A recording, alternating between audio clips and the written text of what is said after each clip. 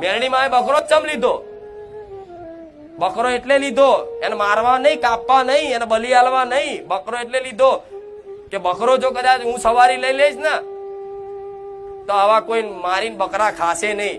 પણ એની જગ્યા અવરું ચાલુ કર્યું, કાપી કાપીને આલો ખાઓ, પેટ ભરો.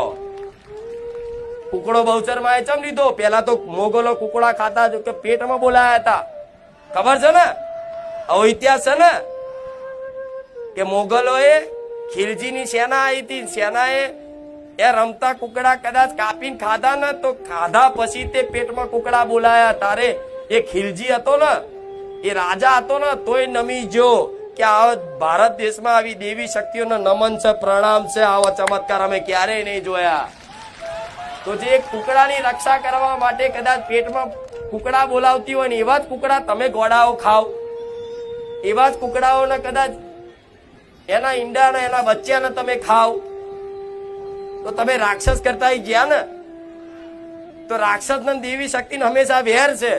પણ ભાઈ માં માં માં કરીને કગરો તો એને ચમની દયા આવે, ચામુંડા ચમની દયા આવે, મહાકાળી ચમની દયા આવે. મહાકાળી આટલું ખતરનાક ખુખાર સ્વરૂપ ધારણ કર્યું ખબર છે ને? રક્તબીજ ને માર્યો. ખબર છે ને? રક્તબીજ ને માર્યો કેમ? આવા ભક્તોને પરેશાન કરતો, આવા ભક્તોનું ભક્ષણ કરતો, તમારા જેવા નિર્દોષ લોકોને ખાઈ જતો.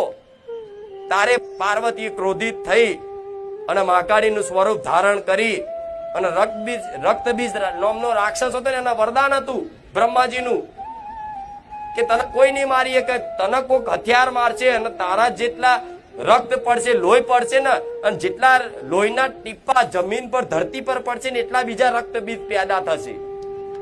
આવું બ્રહ્માજીનું રક્તબીજને વરદાન હતું કે જે તને કોઈ હથિયાર